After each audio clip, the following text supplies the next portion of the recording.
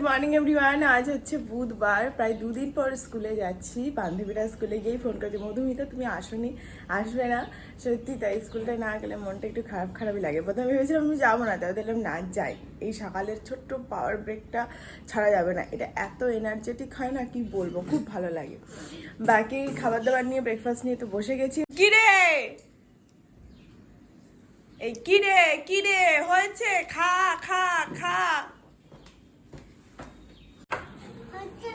হ্যাঁ হচ্ছে না, চলো। হ্যাঁ good morning good morning good morning good morning. অনেকদিন পর পূজা তবে চলে গেছে, তো দেবরদির সঙ্গে গল্প করতে করতে একটু বাজার যাবো। ও মাছ কিনবে আর ও কয়েকটা টুকটাক জিনিস কিনবে, তারপর ওর সাথে একসাথে বাড়ি যাবো। কেমন আছো? ভালো আছি, চল আমিও ভালো আছি। আমাকে তো জিজ্ঞাসা করলো না কেমন আছো। আমি তো আগেই জিজ্ঞেস করলাম না ক্যামেরাতে। বাকি চলো বাজার যাই। এখানে ডিম এনেছে আর এনেছে হচ্ছে পাবদা মাছ। এই যে পরে ধোবো, আগে সবজিটা কাটবো।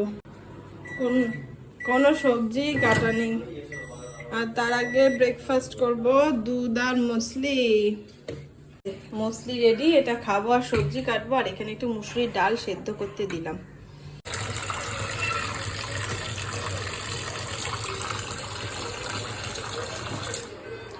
জল ভরা তো কমপ্লিট, ভাত বেড়ে দিয়েছি। আজকে মুসুরির ডাল, উচ্ছে পটল ভাজা, পাবদা মাছের তেল ঝাল, সুন্দর।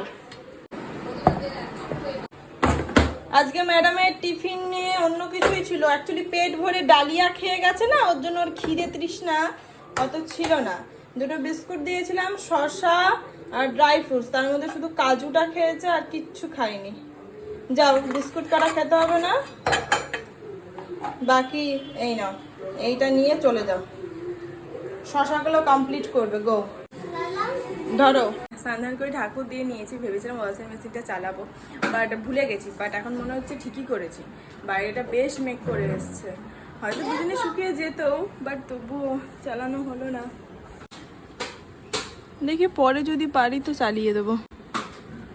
আর এই যে আমার অল্প স্বল্প দুটো ভাত, মানে এটা ডাল দিয়ে খাবো না মাছ দিয়ে খাবো, কনফিউজড।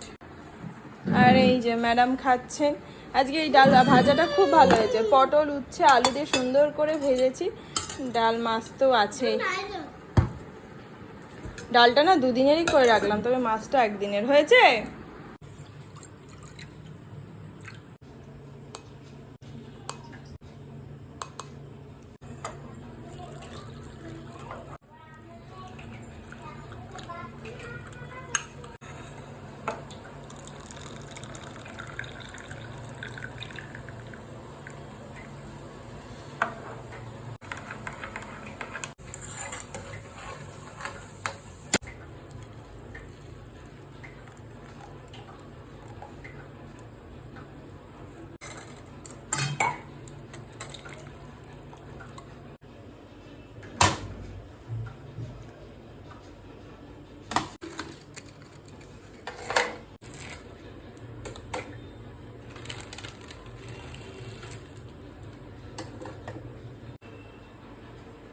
সন্ধ্যাবেলার এখানে সুন্দর চা বিস্কুট আর মেয়ে দুধ হরলিক্স রেডি।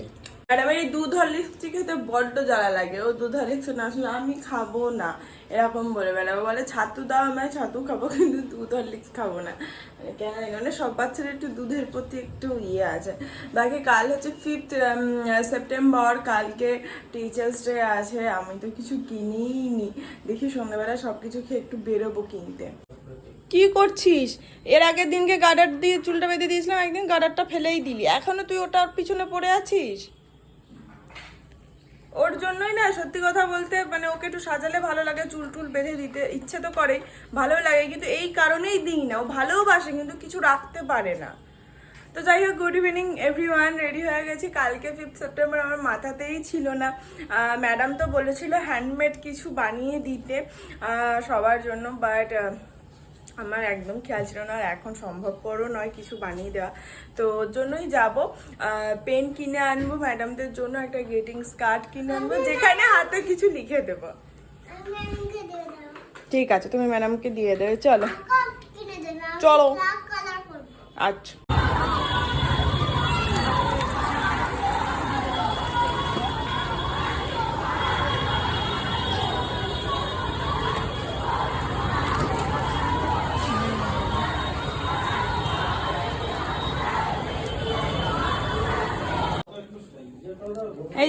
দুটো পেন নিয়ে চলে এসেছি প্রিন্সিপাল ম্যাম আর ক্লাস টিচারের। কালকে তুমি নিয়ে যাবে ওগুলো, ম্যামকে দেবে। আজকে রাস্তায় বেরিয়েছিলাম, মানে প্রচুর মানে কি বলবো আর কি, এক একটা জায়গাতে দেখছি মিছিল বেরিয়েছে ওই রকম ভাবে মোমবাতি নিয়ে, জাস্টিস ফর আরজি কর। স্বাভাবিক ব্যাপার, যখন সামনে দিয়ে মিছিলটা যাচ্ছিল না, মানে ভেতরটা কেমন একটা যেন করছিল সত্যি কথা বলতে। বাকি শুধু তাই না, আজকে তো 9টা থেকে 10টা পর্যন্ত দাঁড়াও, ঘরে যারা যেতে পারছে না প্রতিবাদ মিছিলে, তারা ঘরে লাইট বন্ধ করে রাখতে, মোমবাতি জ্বালিয়ে। সবারই দেখি সত্যি কথা বলতে, দেখো ঘরের লাইট তো সব অন্ধকার করে ভাবে রাখা যায় না, বাড়িতে বাচ্চা আছে, বয়স্ক মানুষ আছে, বাট দেখলাম প্রায় বেশিরভাগ বাড়িতে যতটুকু সম্ভব লাইট বন্ধ রয়েছে। যাওয়া আসার পথে সেটাই নোটিশ করছিলাম, মোমবাতি জ্বলছে। আর আমরা এতটাই লেটে বেরিয়েছি, ওই টাইমটায় এখন কটা বাজে, 10টা 15 বাজে, লাইট বন্ধ করেই গিয়েছিলাম। এখানে কার্ড তৈরির প্রিপারেশন চলছে, নড়িও না মাম্মাম। এখানে ম্যাডাম স্যার মোটামুটি লিখছেন, কোনো প্রকারে স্যার নামানোর চেষ্টা করেছেন, ব্যাপারটা ঘেটে গেছে। ওর প্ল্যানিং ছিল এটা রাউন্ড করবে, বাট এইটা উপরের স্রোতে উঠে নিচের স্রোতে চলে গেছে। ইটস ওকে, নো প্রবলেম, এটাই একটা স্টাইল হয়ে গেছে। ড্রয়িং শিখেছেন, তাই এখন উনি গোলাপে ব্যস্ত, গোলাপ করতে। করুন, বললাম আমি করে দিই, অলরেডি তো 2বার ঘাঁটলে না, আমাকে দেবে না, কনফিডেন্স নিয়েছেন এখন। এদিকে প্র্যাকটিস চলছে। বেলুন এঁকে, হ্যাঁ বেলুন এঁকে দাও। এইখানে আঁকো তুমি, ওখানে বেলুন আঁকো। এইবার বেলুন, দুটো লাভ বেলুন এঁকে দাও, ওদিকে যেমন আঁকলে। লাভ বেলুনে ভয় পাচ্ছে।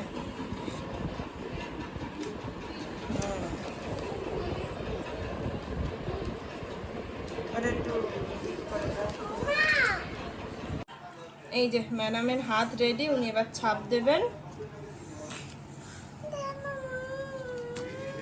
এটাতে তো দাঁড়াও দাঁড়াও, এরকম করে তো, দাঁড়াও দাঁড়াও নানাই দাঁড়াও। খুব এক্সাইটেড এগুলো করতে।